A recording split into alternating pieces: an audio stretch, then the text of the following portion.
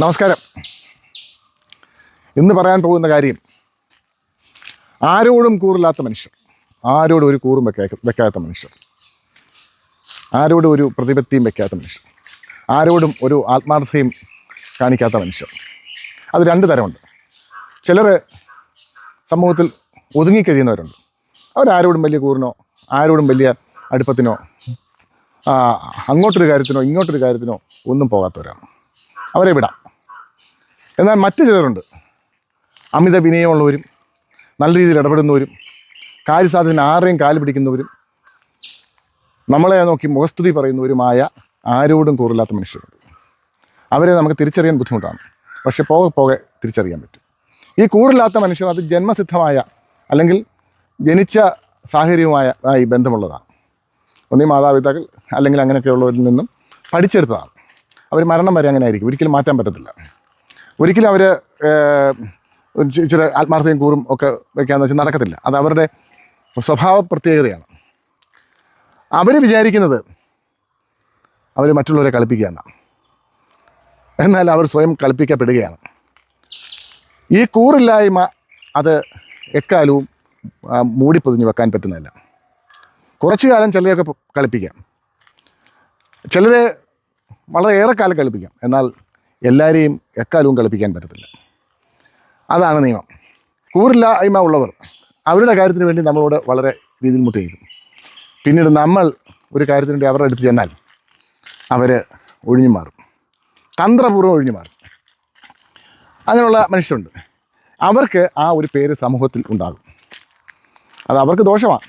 നമ്മുടെ കൂടെ നിൽക്കുന്ന ആൾക്കാർ, നമ്മളോട് സ്നേഹത്തിൽ നിൽക്കുന്ന ആൾക്കാർ, നമ്മളെ സഹായിക്കാൻ കഴിവുള്ളവർ, അല്ലെങ്കിൽ സഹായിക്കാൻ കഴിവില്ലെങ്കിലും ഏതെങ്കിലും തരത്തിൽ നമ്മളെ സപ്പോർട്ട് ചെയ്യുന്നവർ, ഇവരുടെയൊക്കെ പിൻബലം നമുക്ക് നമ്മുടെ ജീവിതത്തിൽ ആവശ്യമാണ്. ഞാൻ പറയാറുണ്ട്, ഞാൻ വലിയ കഴിവുള്ള ആളല്ല, എന്നാൽ എൻ്റെ ജീവിതത്തിലുള്ള ഐശ്വര്യങ്ങൾ, എനിക്ക് കിട്ടുന്ന കേസുകൾ, മറ്റു കാര്യങ്ങളെല്ലാം ഞാൻ മറ്റുള്ളവരോട് കാണിക്കുന്ന ആത്മാർത്ഥതയും സത്യസന്ധതയും കൂറുമാണ്. എൻ്റെ ബന്ധങ്ങളെല്ലാം നല്ല ദൃഢമാണ്. കാരണം എന്താ? ഞാൻ അവരോട് നിൽക്കുന്ന അങ്ങനെ. ഇപ്പം KJ മനു എന്നൊരാളെ പറ്റി ചോദിച്ചാൽ, അവൻ ചതുവനാ, കൂടെ നിന്ന് വെട്ടും എന്ന് പറയത്തില്ല, 100% പറയത്തില്ല. പന്നനാന്ന് അറിയാമെന്നൊക്കെ പറഞ്ഞേക്കാം, പക്ഷേ കൂടെ നിന്ന് വെട്ടും, അവനെ വിശ്വസിക്കരുത് എന്ന് പറയത്തില്ല. പക്ഷേ ഈ കൂറില്ലാത്തവരെ അങ്ങനെ പറയും. ആ പറച്ചിൽ വളരെ ദൂഷ്യഫലം ആ മനുഷ്യർക്കുണ്ടാക്കും. താൽക്കാലികമായ ചില ജയങ്ങളൊക്കെ അവർക്കുണ്ടായേക്കാം, എന്നാലും മറ്റു മനുഷ്യരുടെ ഇടയിൽ അവരെപ്പറ്റി വളരെ മോശം അഭിപ്രായമുണ്ടാകും. അവർക്ക് പോകെ പോകെ നാശമുണ്ടാകും. ചിലരൊക്കെ ചില കാലത്തിലൊക്കെ രക്ഷപ്പെട്ട് നിന്നേക്കാം, പക്ഷെ എന്നാലും അത് നാശമുണ്ടാക്കും. അങ്ങനെ ഇത്തരത്തിലുള്ള മനുഷ്യരെ നമ്മൾ വളരെ അകറ്റി നിർത്തണം. അവർ ചിലപ്പോഴൊക്കെ നമ്മുടെ അടുത്തൊക്കെ വരുമ്പോൾ നമ്മളും അവരുടെ രീതിയിൽ പെരുമാറണം. എനിക്ക് പല അനുഭവങ്ങളുണ്ട്. പണ്ട് ലാൻഡ് ഫോണുള്ള സമയത്ത് ഞാൻ ഒരാവശ്യത്തിന് വേണ്ടി നമ്മുടെ ഒരു പയ്യൻ, എന്നെ മരിച്ചേട്ടാന്നൊക്കെ വിളിച്ച് വലിയ ബഹുമാനപൂർവ്വം നിൽക്കുന്ന ഒരു പയ്യനാണ്, ഞാൻ വിളിച്ചു കാര്യങ്ങളൊക്കെ പറഞ്ഞു. ചേട്ടൻ പറഞ്ഞാൽ പിന്നെ എന്താ കാര്യം, ഞാൻ അപ്പം ചെയ്യത്തില്ല, ഒന്ന് മൂളിയാൽ പോരെ എന്നൊക്കെ പറഞ്ഞു. ഈ ലാൻഡ് ഫോൺ വെച്ചു.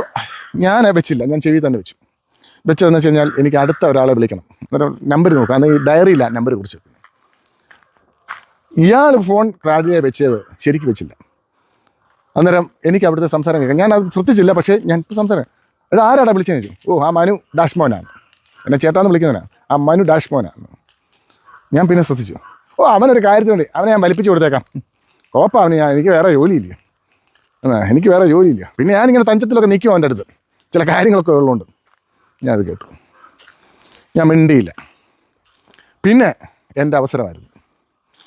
ഞാൻ ഫോൺ വെച്ചു. പിന്നെ കാണുമ്പോൾ എന്നെ അമിത വിനയം, എന്നെ ഡാഷ്മോനെ എന്ന് വിളിച്ചതാണ്, തെറിയ. ആ അമിത വിനയത്തിൽ നമ്മുടെ അടുത്ത് ഇവർ പല കാര്യത്തിനൊക്കെ വന്നിട്ടുണ്ട്, പല കാര്യത്തിലൊക്കെ ഞാൻ വെച്ച് പണിഞ്ഞു കൊടുത്തു. അവൻ്റെ കണ്ണിൽ നിന്ന് കണ്ണുനീര് വരത്തക്കോണം വെച്ച് പണിഞ്ഞു കൊടുത്തു പല കാര്യത്തിൽ. അവസാനം അവൻ എൻ്റെ അടുത്ത് വന്ന് സറണ്ടർ ചെയ്തു.